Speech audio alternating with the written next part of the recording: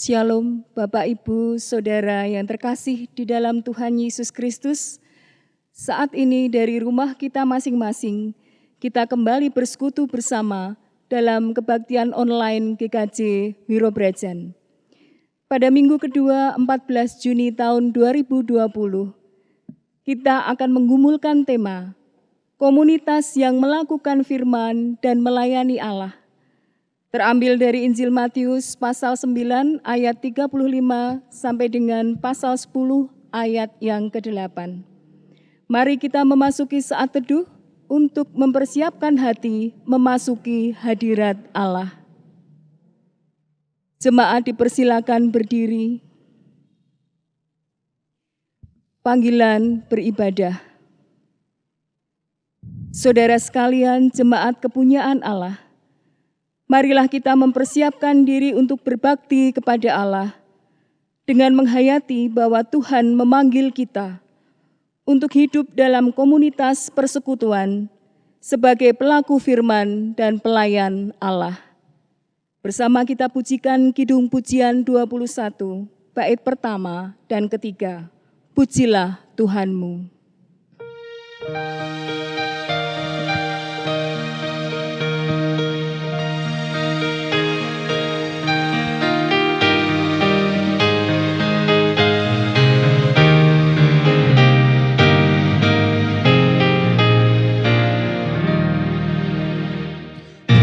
Pujilah Tuhan setulus hati, masyurkanlah selalu tiap-tiap hari, masyurkanlah selalu tiap-tiap hari.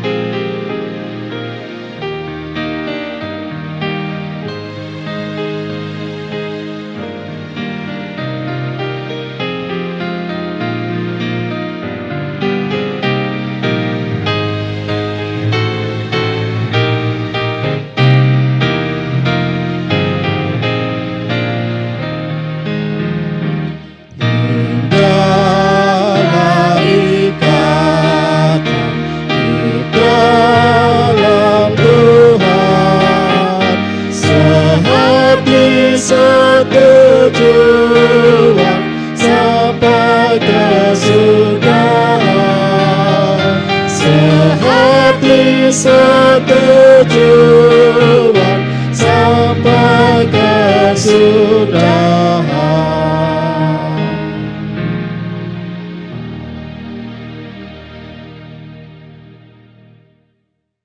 Votum dan salam. Bapak, Ibu, Saudara yang terkasih di dalam Tuhan Yesus Kristus, marilah kebaktian ini kita khususkan dengan pengakuan Tuhan yang menciptakan langit dan bumi adalah sumber pertolongan kita.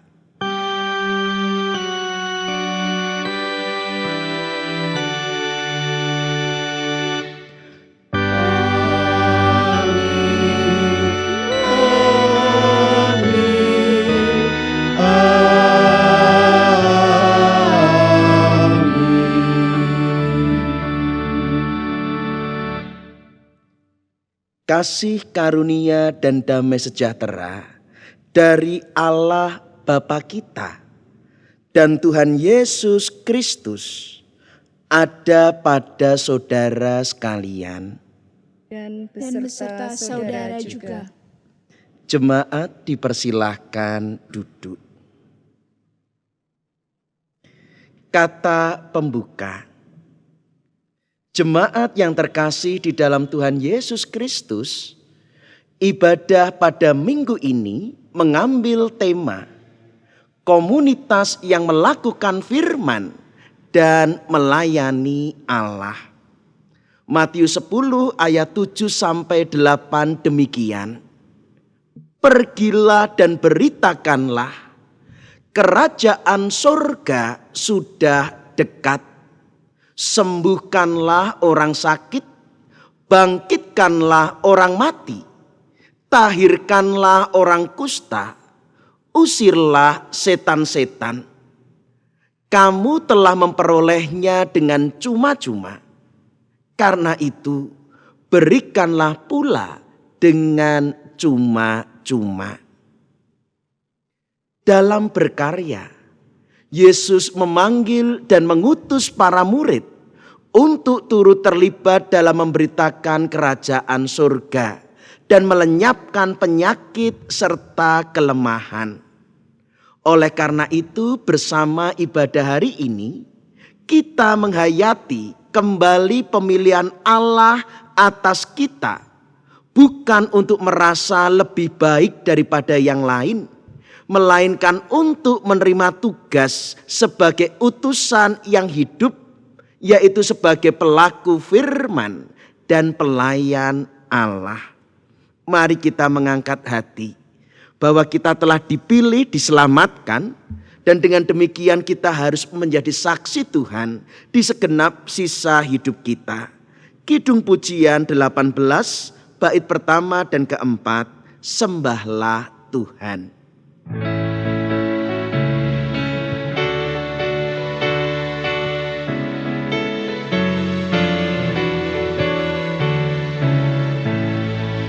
Ya Tuhan Allahku, ku dengar sabdamu, ku resapkan kini di dalam hati. Bagai embun segar di pagi bersinar, Tuhan menghiburku sepanjang waktu. Sembahlah Tuhan, sembahlah Tuhan, Ia memberi damai dengan kasih-Nya. Sembahlah Tuhan, sembahlah Tuhan, Ia memberi damai dengan kasih-Nya.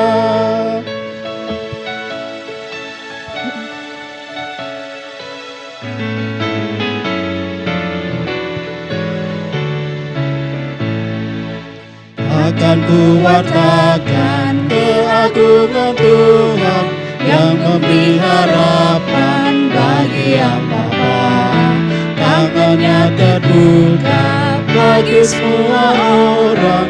Tuhan menghapuskan segala dosa. Sembahlah Tuhan, sembahlah Tuhan, Ia memberi damai dengan kasih-Nya. Sembahlah Tuhan, sembahlah Tuhan, Ia memberi damai dengan kasih-Nya.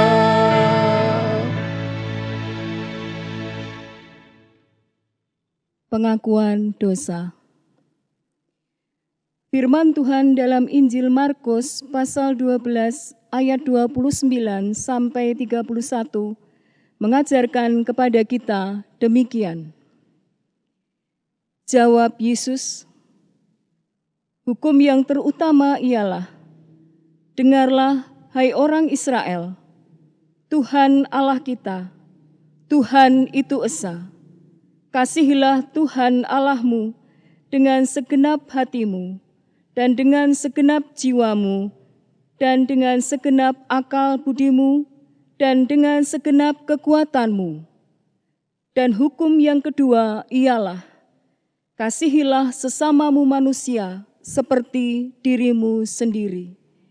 Tidak ada hukum lain yang lebih utama daripada kedua hukum ini. Bercermin dari hukum kasih yang disampaikan oleh Tuhan Yesus, begitu nyata bahwa hidup kita masih melenceng, bahkan berlawanan dari hukum kasih tersebut. Oleh karena itu, marilah kita merendahkan diri di hadapan Allah, menyesali dosa kita, dan memohon belas kasihan-Nya. Tuhan Allah, Bapa kami yang Maha Kudus, dalam terang sabda kebenaran-Mu, betapa nyata celah dan nista kami. Kami sering tidak sepenuh hati mewujudkan kasih. Bahkan kami terkadang sengaja memberontak terhadap panggilan untuk mengasihi. Kami telah berdosa kepadamu, ya Tuhan. Kasihanilah kami. Amin. Amin. Kidung penyesalan kita pujikan dari Kidung Pujian 96 bait pertama dan ketiga. Kembali pada Tuhan.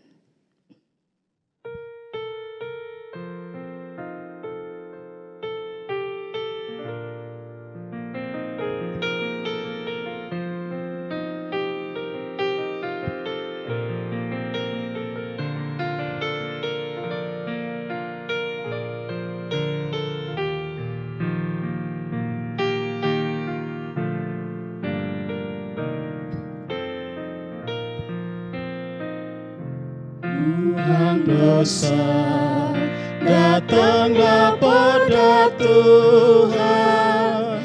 Ia sedia mengampuni dosamu. Ia telah menderita bagimu. Kembalilah pada Tuhan. Kembalilah pada Tuhan. Ia tahu tujuanmu. Angkat salib, ikut Tuhan.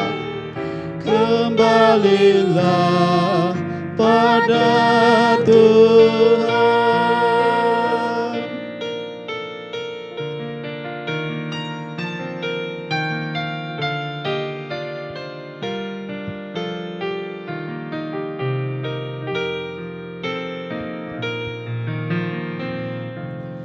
Berpalinglah dari segala dosamu yang membawa derita dan sengsara. Tinggalkanlah segala durhakamu, carilah bahagia. Kembalilah pada Tuhan. Dia tahu tujuanmu. Angkat salib, ikut Tuhan. Kembalilah pada Tuhan.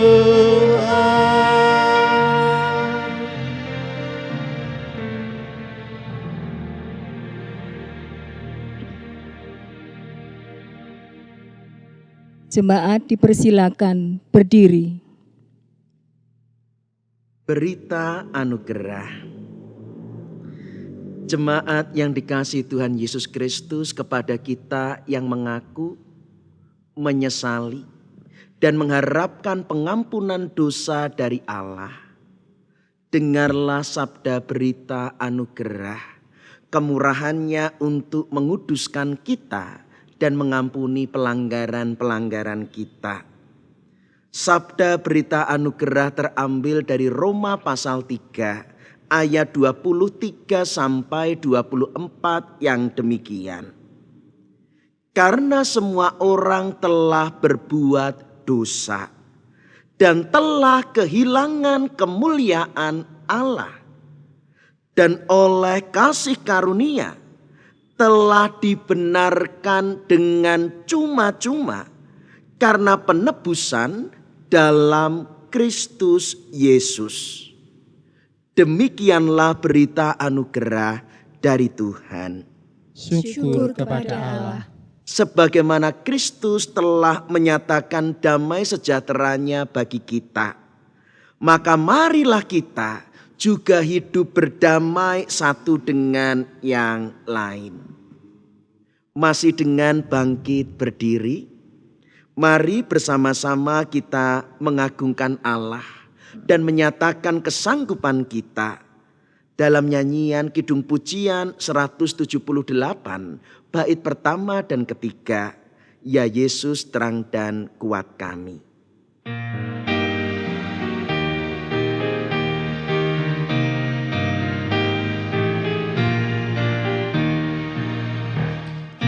Yesus terang dan kuat kami, berikanlah api-Mu, masuklah dalam hati kami, berikanlah api-Mu, supaya oleh api itu hati yang dingin dinyalakan, kasih yang mati dihidupkan, berikanlah api-Mu.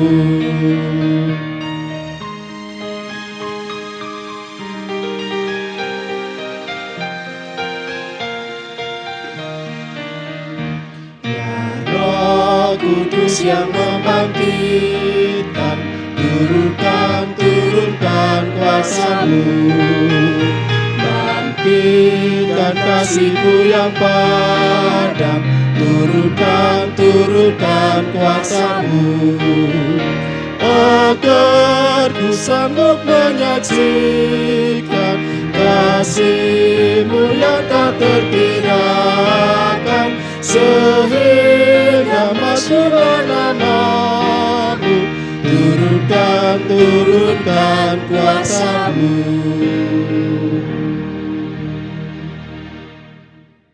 Jemaat dipersilahkan duduk. Bapak, Ibu, Saudara yang dikasihi Tuhan, tiba saatnya kita yang telah diampuni, dikuduskan, akan dituntun dengan kebenaran firman Allah. Penghiburan kita juga di tengah masa pandemik saat ini. Karena itu mari kita menyatukan hati dan merendahkan diri, bersama kita berdoa. Bapa yang bertahta dalam kerajaan surga, terimalah segenap hormat, pujian, sembah, dan syukur kami hanya kepadamu. Karena sekalipun di dalam segala keterbatasan dan di tengah masa keprihatinan, Engkau tetap berkenan untuk terus meneguhkan kami melalui ibadah saat ini. Sekalipun kami tidak layak oleh karena dosa pelanggaran kami, Engkau berkenan mengampuni dan menguduskan. Dan kini Bapa, biarlah ibadah dan bakti kami boleh Engkau sempurnakan, sebab di dalam hadirat-Mu Engkau yang berkenan mengampuni juga berkenan menuntun kami dengan kebenaran firman-Mu. Lihatlah setiap jiwa yang berbakti bersama kami, dan biarlah terang kuat kuasa Roh Kudus-Mu membuka hati, pikiran, dan kuasa Roh Kudus-Mu pun menerangi jiwa segenap umat-Mu, supaya mereka sungguh dapat mendengar, menghayati, dan melakukan kebenaran firman-Mu. Juga bagi hamba-Mu, ya Bapa, yang lemah dan penuh cacat celah, kami mohon belas kasihan-Mu. Engkau urapi dengan hikmat surgawi, dan Engkau mampukan supaya apa yang diucapkan bukan hanya keluar dari bibir dan hati manusia, tetapi seturut kehendak dan kekudusan firman Allah. Kini Bapa, bersabdalah, kami anak-anak-Mu siap untuk mendengar.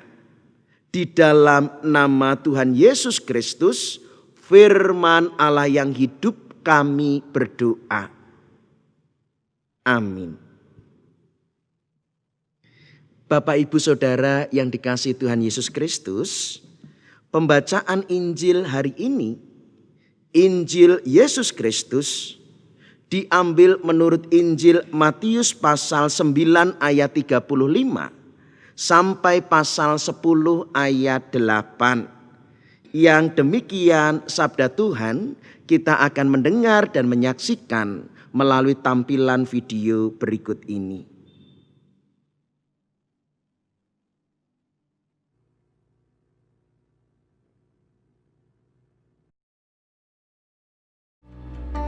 Demikianlah Yesus berkeliling ke semua kota dan desa. Ia mengajar dalam rumah-rumah ibadat dan memberitakan Injil Kerajaan Sorga, serta melenyapkan segala penyakit dan kelemahan. Melihat orang banyak itu, tergeraklah hati Yesus oleh belas kasihan kepada mereka, karena mereka lelah dan terlantar seperti domba yang tidak bergembala. Maka katanya kepada murid-muridnya, Tuayan memang banyak, tetapi pekerja sedikit. Karena itu mintalah kepada Tuan yang empunya tuayan, supaya ia mengirimkan pekerja-pekerja untuk tuayan itu. Yesus memanggil ke-12 muridnya dan memberi kuasa kepada mereka untuk mengusir roh-roh jahat dan untuk melenyapkan segala penyakit dan segala kelemahan. Inilah nama ke-12 rasul itu. Pertama, Simon yang disebut Petrus dan Andreas saudaranya, dan Yakobus anak Zebedeus dan Yohanes saudaranya, Filipus dan Bartolomeus, Thomas dan Matius pemungut cukai, Yakobus anak Alfeus, dan Tadeus, Simon orang Zelot, dan Yudas Iskariot yang mengkhianati dia. Ke-12 murid itu diutus oleh Yesus dan ia berpesan kepada mereka, Janganlah kamu menyimpang ke jalan bangsa lain atau masuk ke dalam kota orang Samaria, melainkan pergilah kepada domba-domba yang hilang dari umat Israel. Pergilah dan beritakanlah, kerajaan sorga sudah dekat. Sembuhkanlah orang sakit, bangkitkanlah orang mati, tahirkanlah orang kusta, usirlah setan-setan. Kamu telah memperolehnya dengan cuma-cuma, karena itu berikanlah pula dengan cuma-cuma. Demikianlah sabda Tuhan. Yang berbahagia ialah mereka yang mendengar firman Allah dan yang memeliharanya. Haleluya.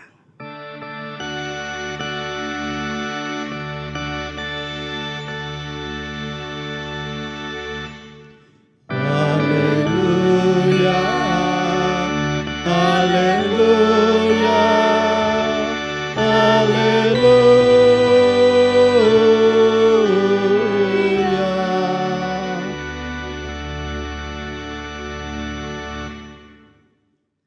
Bapak, Ibu, Saudara yang dikasihi Tuhan Yesus Kristus, Shalom. Hari ini kembali kita boleh berbakti bersama. Dan kita sudah memasuki bagian baru di dalam kalender liturgi kita.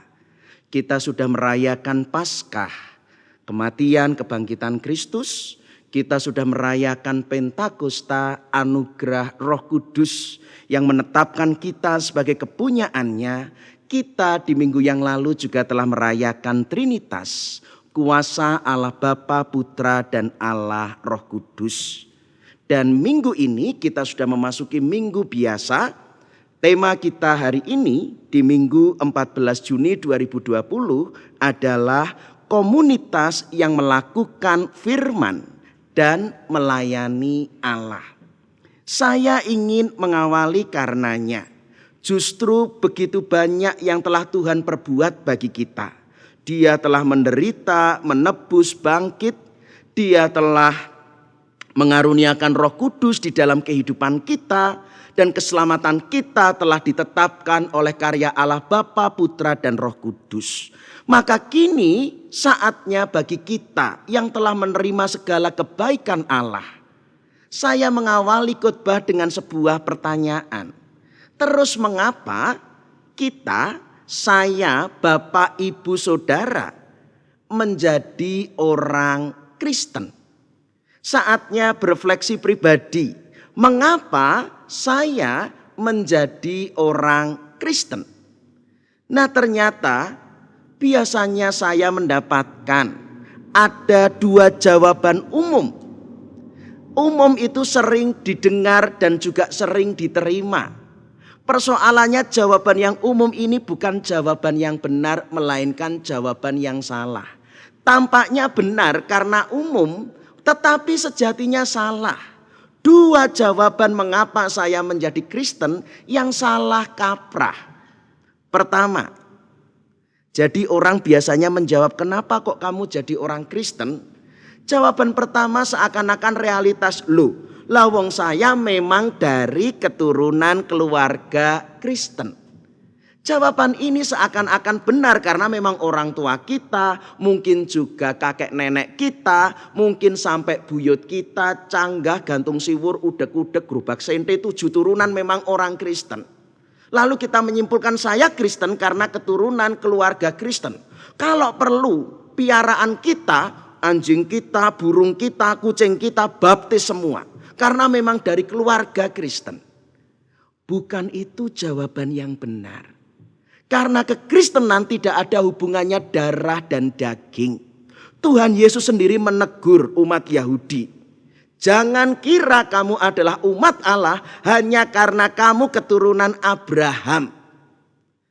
Menjadi Kristen tidak ada urusannya dengan darah dan daging. Menjadi anak-anak Allah itu dilahirkan kembali oleh Allah, bukan dilahirkan kembali oleh keinginan jasmani dari seorang laki-laki. Injil Yohanes pasal pertama mengatakan demikian. Jadi jangan kemudian menjawab saya Kristen hanya karena saya berasal dari keluarga Kristen. Kristen itu kelahiran kembali dari Allah, bukan hanya karena keturunan.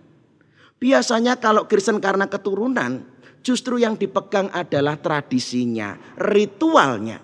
Tetapi bukan kekuatan kehidupannya itu sendiri. Kedua, ini juga sering kita dengar, baik Pak, kalau dulu jawaban pertama memang dari keluarga Kristen. Ini enggak kok, mungkin bukan dari keluarga Kristen.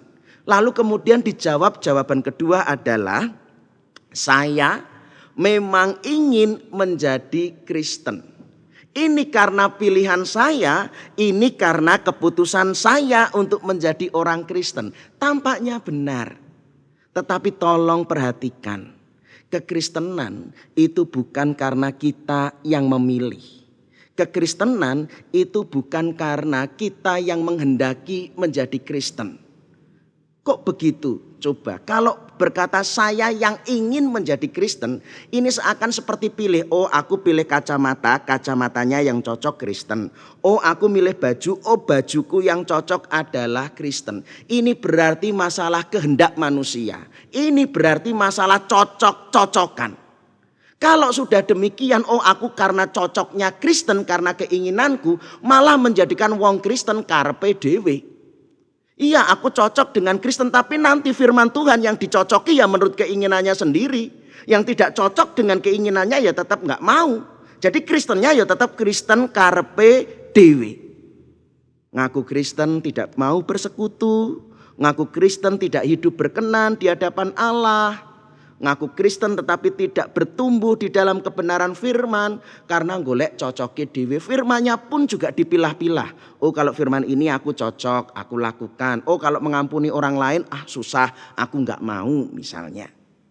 Maka Bapak Ibu Saudara yang dikasihi Tuhan, sebelum kita mau menemukan jawaban yang benar, mari kita sadari siapa diri kita dulu di hadapan Allah. Siapa dan bagaimana realitas manusia di hadapan Allah. Dan di dalam bacaan firman Tuhan Matius 10 ayat 36. Di sanalah dinyatakan bagaimana Yesus melihat manusia. Melihat orang banyak itu. Tergeraklah hati Yesus oleh belas kasihan kepada mereka. Karena mereka lelah dan terlantar seperti domba yang tidak bergembala. Manusia di hadapan Allah bagaikan domba yang tidak bergembala. Berarti domba itu tidak ada perlindungannya. Berarti domba itu tidak ada jaminan pemeliharaannya. Berarti domba tanpa bergembala nggak ada domba yang gemuk. Domba yang kurus kelaparan, domba yang tidak terurus, domba yang tercerai berai, domba yang kesepian, domba yang kebingungan. Itu realitas manusia di hadapan Allah. Allah melihat manusia yang begitu rapuh, menderita. Dan bahkan kalau domba tanpa gembala, itu adalah domba yang menuju kebinasaan. Yesus melihat itu realitas manusia, tidak ada gembalanya. Maka yang namanya hukum Taurat tidak bisa menjamin manusia. Ibarat domba menjadi benar. Yang dibutuhkan manusia adalah gembala.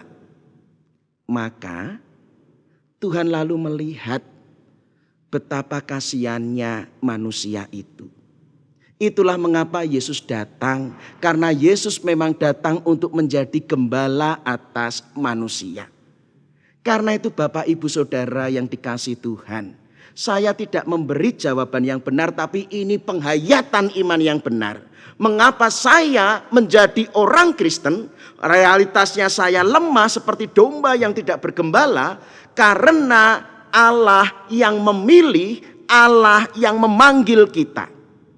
Tidak mungkin domba menyelamatkan diri. Tetapi saya menjadi Kristen karena Allah sendiri yang telah memilih. Allah sendiri yang telah memanggil saya. Jadi aku Kristen bukan karena pilihanku, bukan karena orang tuaku, tetapi aku menghayati sebagai domba yang tersesat. Tetapi aku juga percaya Allah sendiri yang telah memilih dan memanggil. Tuhan melihat kita dan tergerak dengan belas kasihan. Supaya kita sadar siapa toh diri kita di mata Tuhan. Bukan orang kaya, bukan orang gagah. Tuhan melihat kita begitu lemah dan rapuh. Tetapi kita juga menyadari betapa lemah rapuh tanpa gembala. Tetapi Tuhan begitu mengasihi manusia. Di dalam Yesus Kristus, Allah yang maha mulia dan maha agung mau jadi gembala. Pekerjaan yang sangat repot, penuh dengan kesabaran, penuh dengan resiko, harus punya keberanian melawan serigala, melawan pencuri, bahkan sebuah pekerjaan yang menuntut sebuah pengorbanan. Tetapi itulah mengapa ia memanggil. Karena ia memang mau menjadi gembala yang memelihara, yang memberi jaminan perlindungan atas kita. Betapa Tuhan mengasihi kita. Melihat domba-domba yang lemah, domba-domba yang tidak bergembala. Apa firman Tuhan Yesus selanjutnya saat itu? Tuhan Yesus bersabda, tuaian memang banyak, tetapi pekerja sedikit. Manusia yang rapuh, lemah dan dosa tidak dilihat sebagai sesuatu yang sudah lemah, buang aja. Kalau ibaratnya gandum bakar saja, nggak ada gunanya. Tetapi Tuhan melihat betapa domba-domba tidak bergembala. Itu tetap dilihatnya seperti panen. Harus dikumpulkan, harus disimpan, harus dibawa kepada Allah. Maka biarlah dipanen dan dikumpulkan. Sekalipun tanpa gembala. Itu menunjukkan betapa Allah sangat mengasihi. Dan betapa di dalam Yesus Kristus kita dibawa kepada Allah. Hayati kita itu menjadi Kristen Bapak Ibu Saudara karena Tuhan sendiri yang memanggil. Apa artinya? Pertama, kalau Tuhan yang memanggil berarti Allah yang telah menetapkan kita. Allah sendiri yang memilih kita. Ini semata-mata karena kasih karunia-Nya. Apa toh kasih karunia? Berulang kali saya memberi perbandingan. Kalau saya baik, lalu mendapat yang baik dari Allah itu namanya upah. Kalau saya buruk, lalu mendapat yang buruk dari Allah itu namanya hukuman. Tetapi kalau saya buruk, tetapi mendapat yang baik dari Allah itu kasih karunia. Kenapa saya menjadi orang Kristen? Karena Tuhan yang memilih, menetapkan oleh kasih karunia-Nya. Tanpa Allah kita bukan apa-apa. Konsekuensinya kalau kita mengakui Kristen karena aku dipanggil Allah, kita tidak punya bagian sedikit pun untuk menghakimi. Oh kamu gak selamat, aku selamat. Oh aku dipilih Allah, kamu gak dipilih. Gak bisa seperti itu karena semua adalah kasih dan rahmat Tuhan.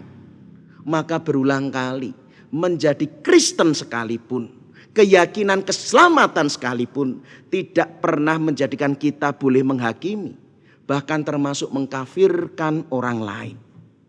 Kedua, Kalau Tuhan sendiri yang menetapkan memilih kita, aku Kristen karena dipanggil, maka kita harus hidup dalam persekutuan tubuh Kristus. Tidak diselamatkan secara pribadi. Tuhan memanggil banyak murid dan dikumpulkan menjadi satu. Ini artinya berarti yang diselamatkan Tuhan kan dipilih Tuhan. Dijadikan satu seperti keluarga. Maka kita harus hidup bersekutu.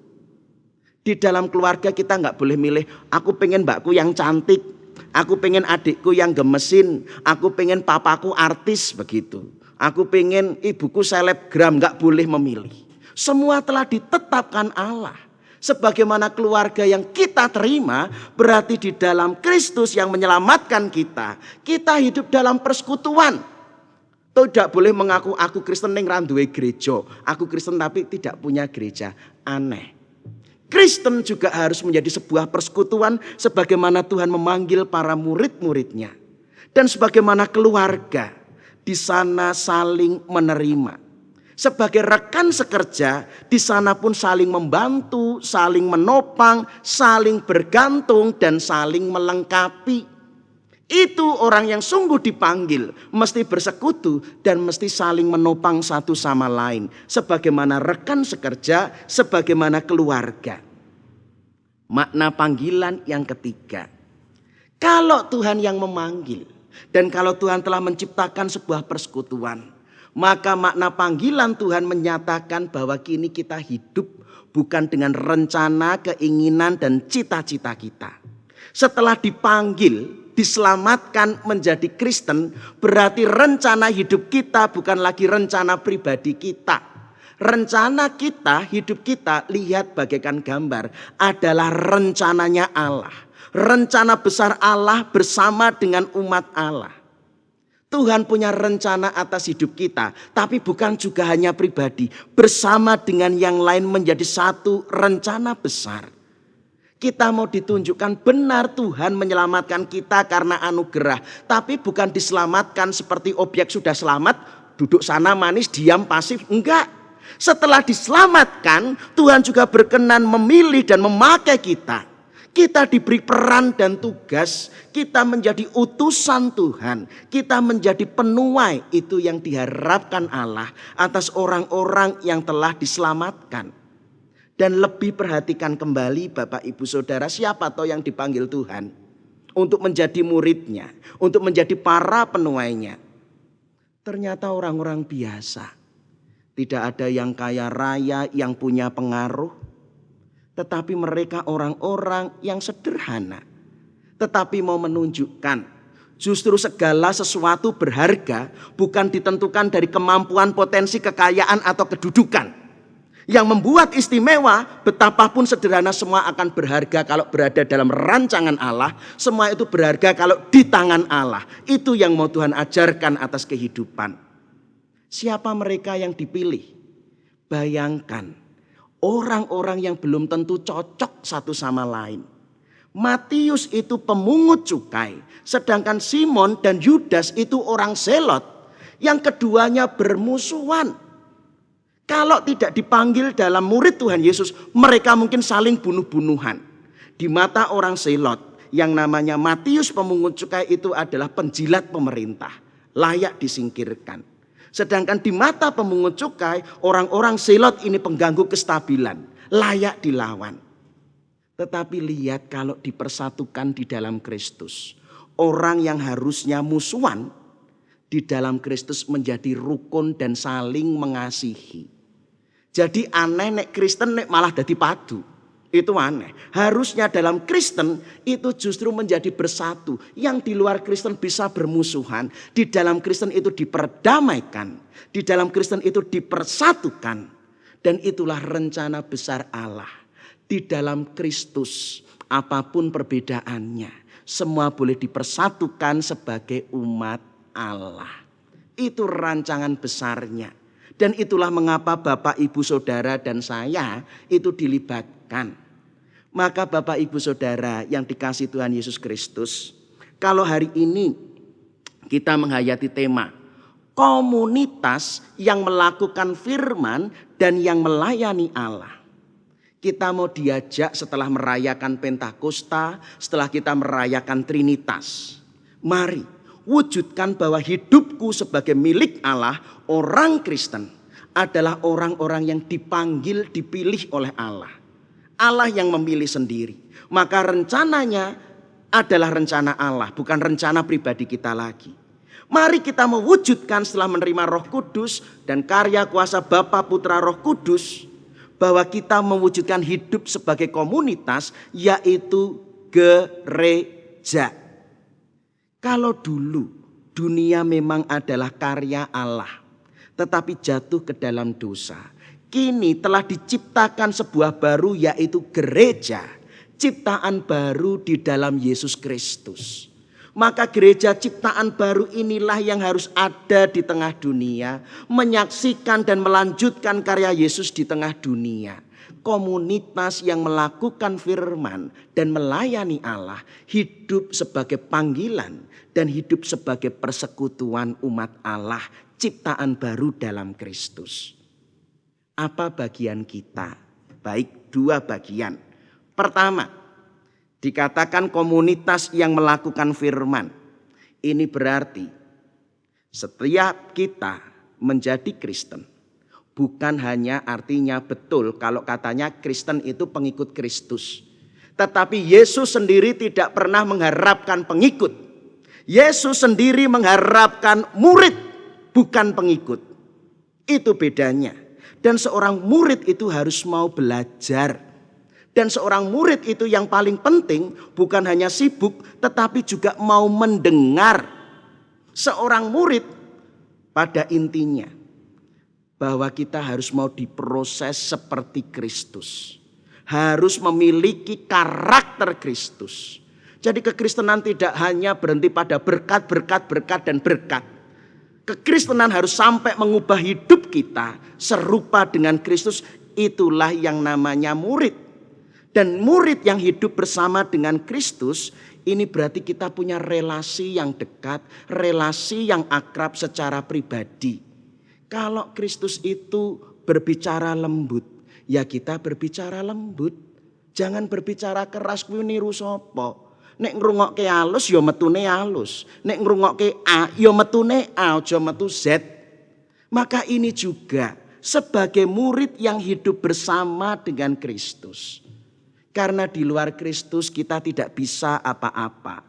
Di luar Kristus segala kekuatan aktivitas kita tidak akan pernah berbuah. Sekaligus sebagai murid Kristus, maka sekarang apa yang kita pikirkan, kita rasakan, kita ucapkan, kita lakukan, itu harus pikiran perasaan Kristus, bukan lagi pikiran dan perasaan kita. Bagian yang kedua, komunitas yang melayani Allah.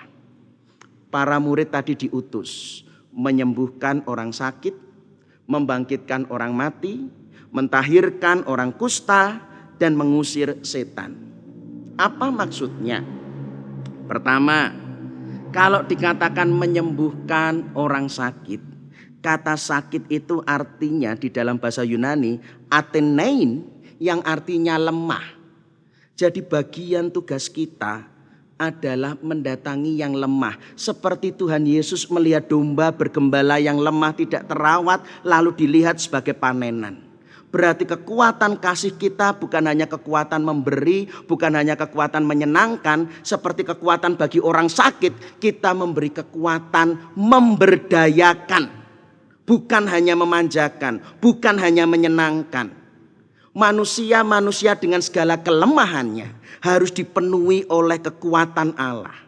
Aku memang lemah, tapi aku mengenal Kristus, aku mendapat kekuatan Allah. Itu yang artinya menyembuhkan orang sakit. Dalam kelemahan kita sekalipun, kita memiliki kekuatan dan kuasa Allah, itu menyembuhkan yang sakit. Membangkitkan orang mati. Mati ini gambar tiada pengharapan. Banyak orang yang benar-benar sudah kehilangan pengharapan, hidup tetapi hanyut.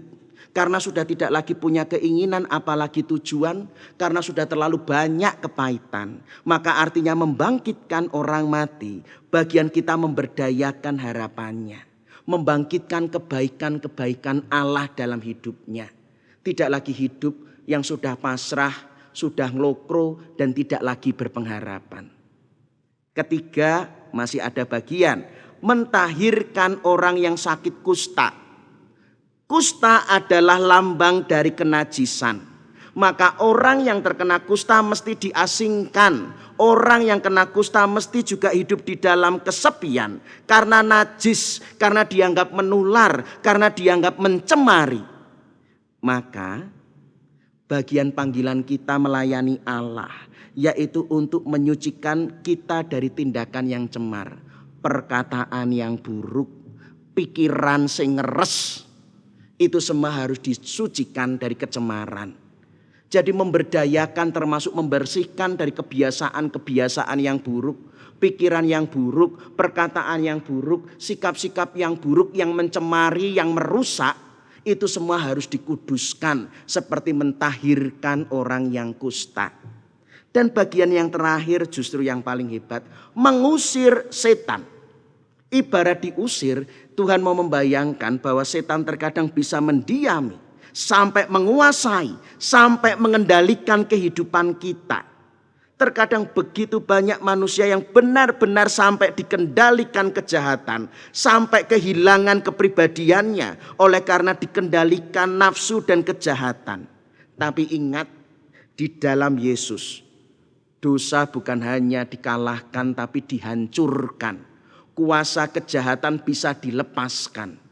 Kuasa Yesus itu kuasa yang menghancurkan dosa dan membebaskan dari segala kejahatan. Itu telah ada di dalam kuasa Yesus Kristus. Itu semua pelayanan kita, memberdayakan. Bukan hanya menyenang-nyenangkan, bukan hanya membuat orang itu seakan-akan senang begitu.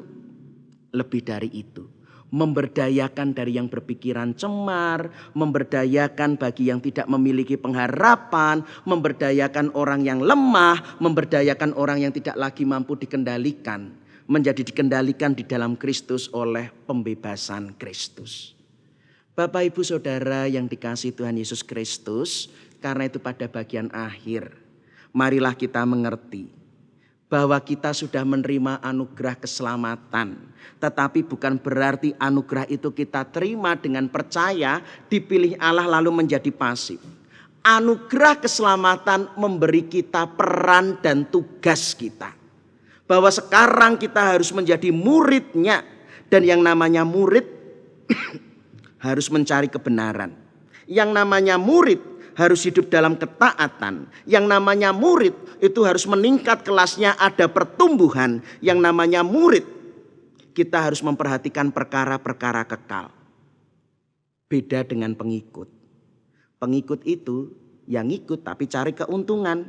Tidak bertumbuh karena mencari perhatian. Pengikut itu tidak punya komitmen karena ikut-ikutan. Yang ikut banyak baru ikut, yang ikut sedikit ya nggak mau. Dan yang namanya pengikut biasanya tidak mencari kekekalan. Ingat, keselamatan Allah adalah anugerah. Tetapi kita ditetapkan sebagai murid yang memiliki peran dan tugas dalam kehidupan ini. Hidup bukan lagi rencana kita. Karena hidup kita adalah utusan Allah bersama dengan jemaat Tuhan semua sebagai ciptaan baru di dalam Tuhan Yesus Kristus. Tuhan memberkati. Amin. Saat teduh bagi kita dan biarlah firman Allah meresap, menggerakkan hati kita untuk semakin serupa dengan Kristus. Saat teduh bagi kita.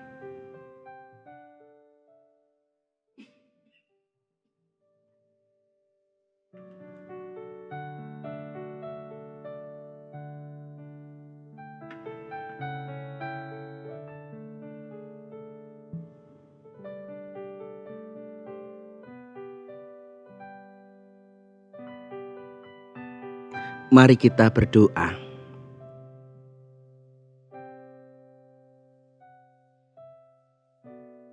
Bapa di surga, kami bersuka cita. Sebab bagaikan domba yang tidak bergembala. Tetapi Engkau tidak melihat kami sebagai kecemaran yang pantas dibinasakan. Engkau menuai kami. Engkau menyimpan kami dan menjadikan kami menjadi milik kepunyaan-Mu. Kami menjadi Kristen bukan karena kami keturunan Kristen. Kami menjadi Kristen bukan karena kami memilih dan cocok menjadi Kristen.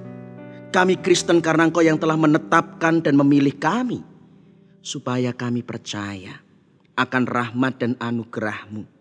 Tetapi kini sadar sebagai milik kepunyaan-Mu, kami tidak lagi berkuasa atas diri kami. Karena hidup kami sekarang adalah bagian dalam rencana dan rancangan besar-Mu.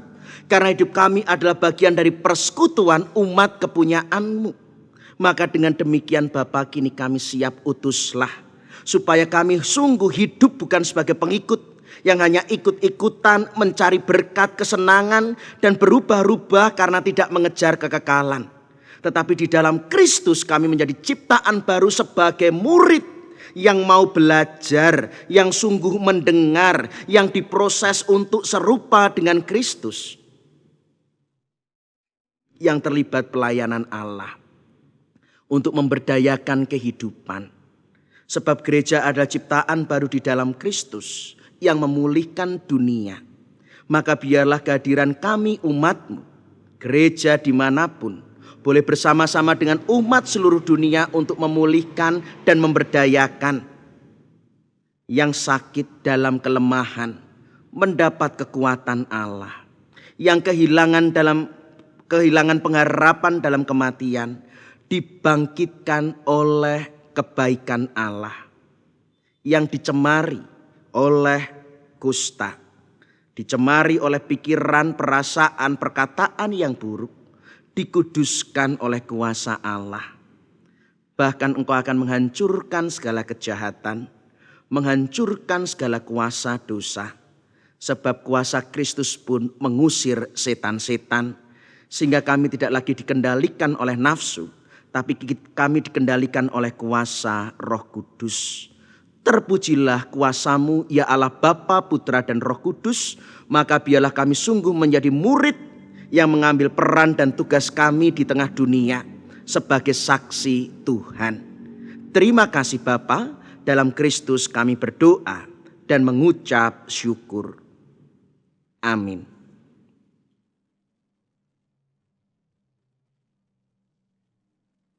Jemaat dimohon untuk berdiri. Marilah kita meneguhkan kembali apa yang kita percaya tentang karya Allah dan menghayati persekutuan kita dengan gereja-gereja di sepanjang sejarah penyelamat Allah dengan mengikrarkan pengakuan iman rasuli demikian.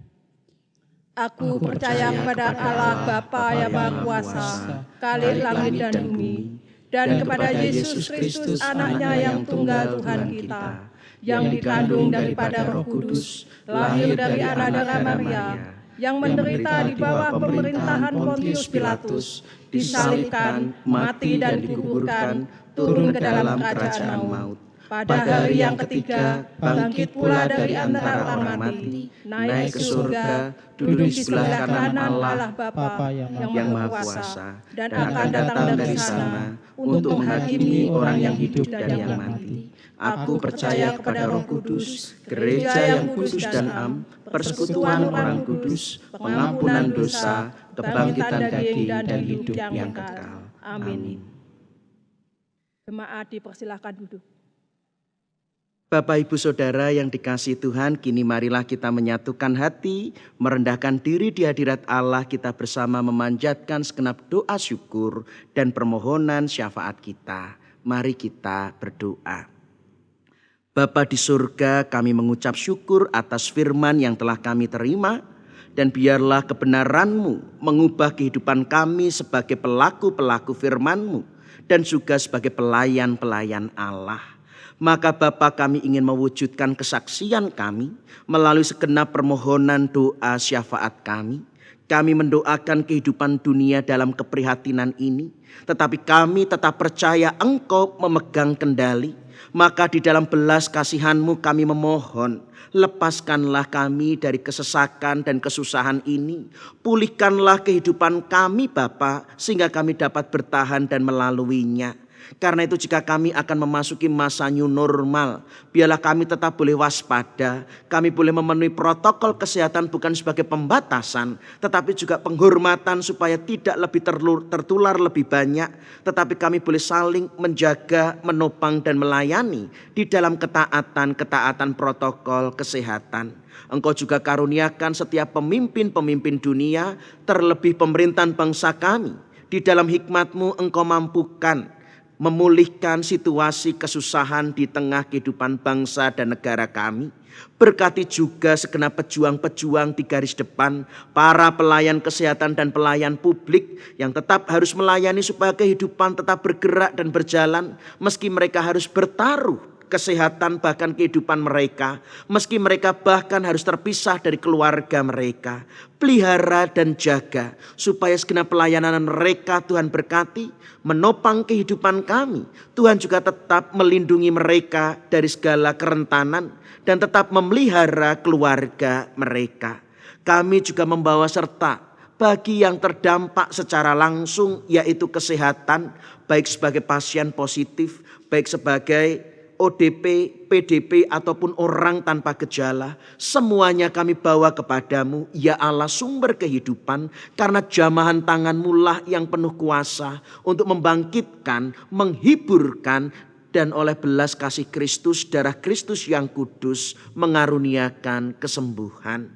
Engkau juga pulihkan mereka yang saat ini hidup dalam kesulitan, kesesakan, kehilangan penghasilan, karena Engkau Allah yang setia. Dan Engkau Allah yang tidak pernah meninggalkan perbuatan tangan-Mu Bapa. Peliharalah mereka, karuniakan berkat-berkat yang lain. Tunjukkan sebuah jalan keluar usaha-usaha yang lain untuk terus mengembangkan diri.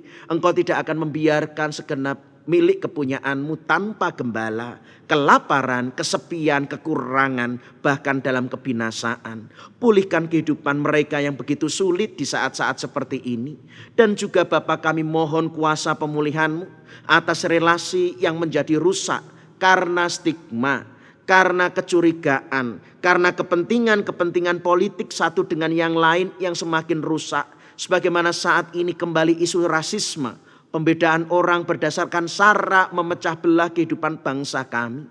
Kami mohon ampun dan kami mencari pertolongan kepadamu supaya Tuhan pulihkan. Sebab kami adalah satu saudara, kami adalah satu keluarga umat ciptaan-Mu. Dan bumi ini juga adalah satu rumah yang kami tinggali bersama. Supaya kami tidak dipecah hanya karena perbedaan suku, perbedaan agama atau perbedaan ras serta antar golongan. Maka Bapa, biarlah ini menjadi kesempatan gereja untuk terus berdoa dan juga mengambil peran kesaksiannya di tengah dunia. Dengan demikian Bapa, gereja juga boleh turut menanggung penderitaan dunia.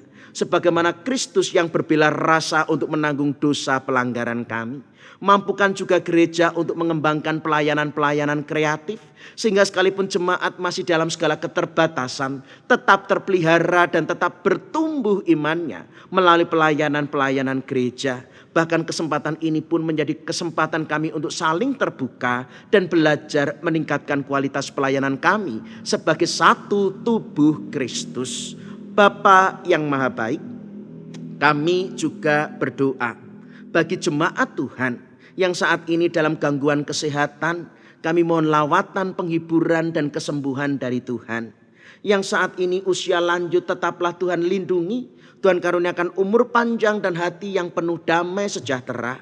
Yang berkebutuhan khusus Tuhan pun juga memelihara dan menjauhkan mereka dari berbagai penyakit, godaan dan kecelakaan. Bapa yang Maha Baik, Engkau juga memberkati keluarga yang senantiasa merawat dan melayani.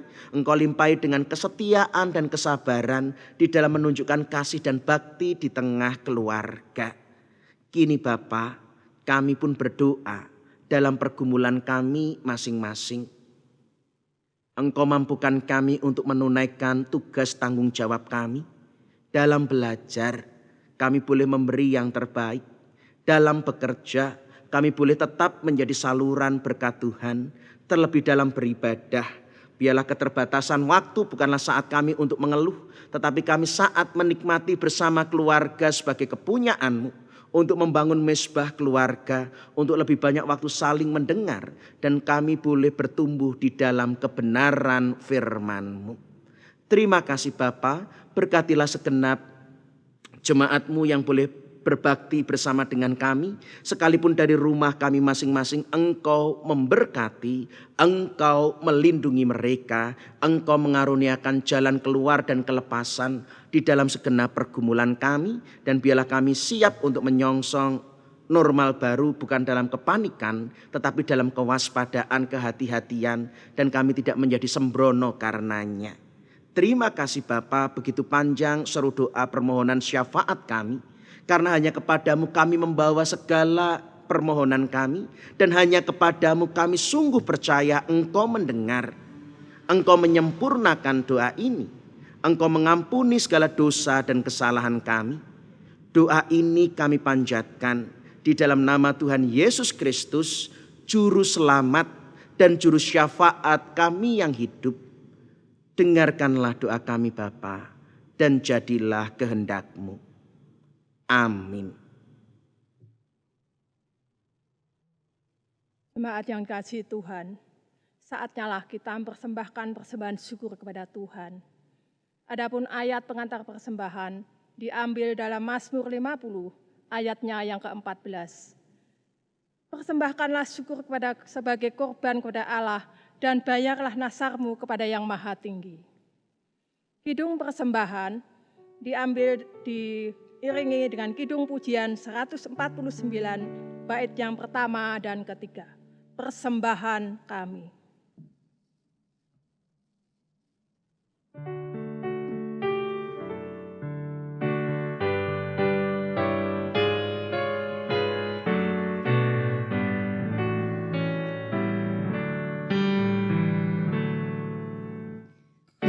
Kepadamu ya Tuhanku, kami mempersembahkan sebagai tanda hormatku, walau tak berarti.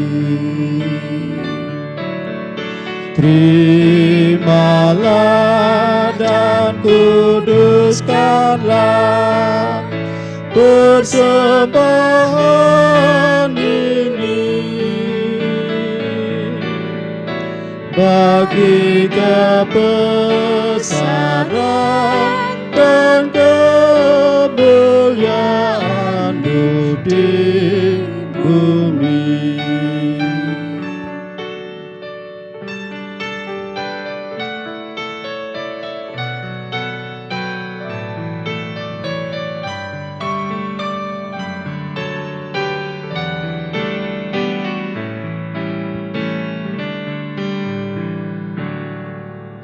Ya Tuhanku, pemberian-Mu berlimpah di hidupku. Jadikanlah hidup kami saluran berkat-Mu. Dengan semua pemberian-Mu, ku tolong sesama agar hidup kami semua penuh damai sejahtera.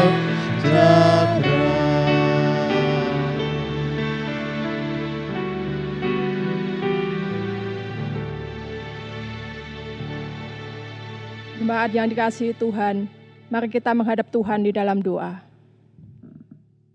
Tuhan Yesus, terima kasih ya Tuhan, kami merasakan kemurahan-Mu, kami merasakan berkat kasih karunia-Mu yang berlimpah di dalam kehidupan kami ya Tuhan. Dalam keadaan pandemi seperti ini, kami merasakan sungguh pemeliharaan Tuhan yang luar biasa bagi kami semua umat-Mu dimanapun berada. Tuhan Yesus, Pada saat ini ya Tuhan, kami persembahkan sebagian dari berkat yang telah Tuhan berikan kepada kami. Kiranya persembahan ini ya Tuhan, boleh untuk pekerjaan rumah-Mu tempat ini ya Tuhan.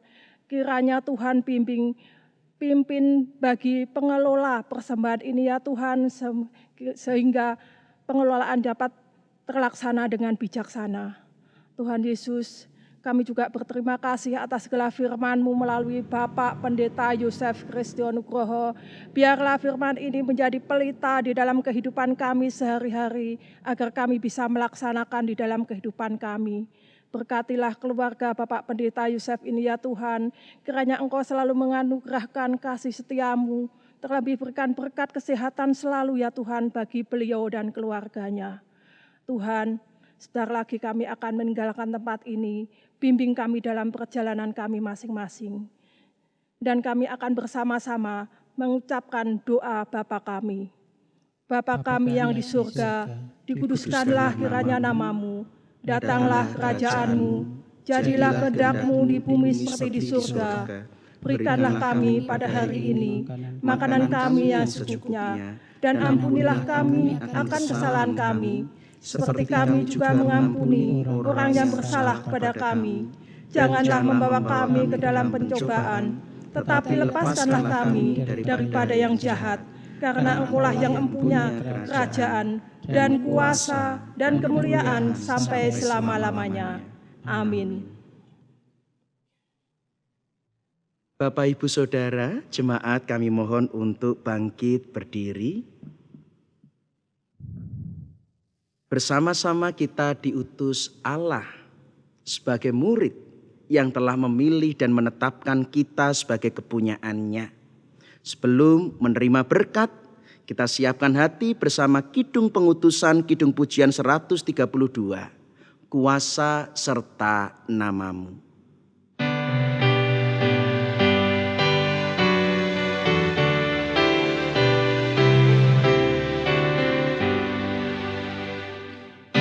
Kuasa serta nama-Mu hendak Ku sebarkan, dan kami tak akan malu Ku dibimbing Tuhan. Bagaikan padi segenggam, tentulah busuk dipendam, supaya tumbuh dan segar di panas surya memancar. Berbuahlah tuai yang pun besar.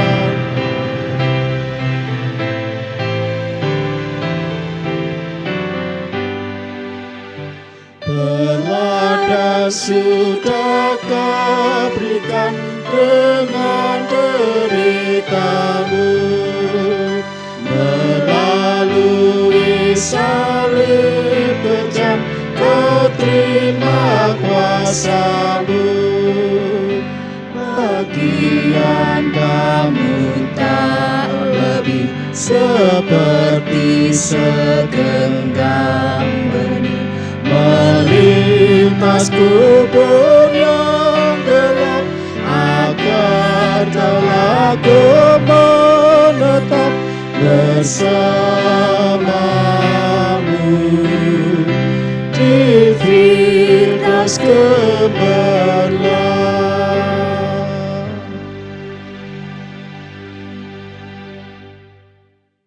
Pengutusan dan berkat. Arahkanlah hatimu kepada Tuhan. Kami mengarahkan hati kami kepada Tuhan. Jadilah saksi Kristus. Syukur kepada Allah, Terpujilah Tuhan. kini dan selamanya. Kini, terimalah berkat Tuhan. Tuhan memberkati saudara dan melindungi saudara. Tuhan menyinari saudara dengan wajah-Nya dan memberi saudara kasih karunia. Tuhan menghadapkan wajahnya kepada saudara dan memberi saudara damai sejahtera. Amin.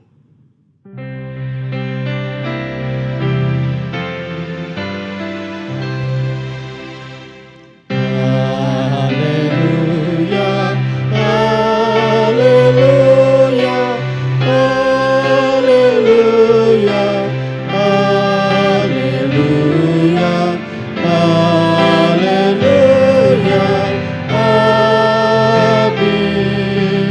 amin, amin.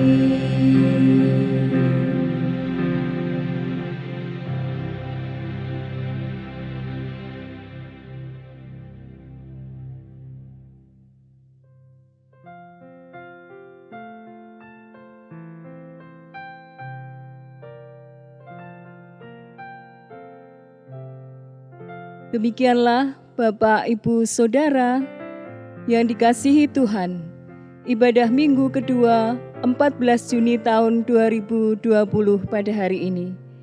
Kiranya firman Tuhan yang telah kita terima pada hari ini memberikan hikmat, kekuatan dan penghiburan di tengah situasi keprihatinan yang kita alami sekarang. Tetap semangat, tetap sehat, belajar, bekerja, dan beribadah dari rumah. Selamat hari Minggu, Tuhan Yesus memberkati.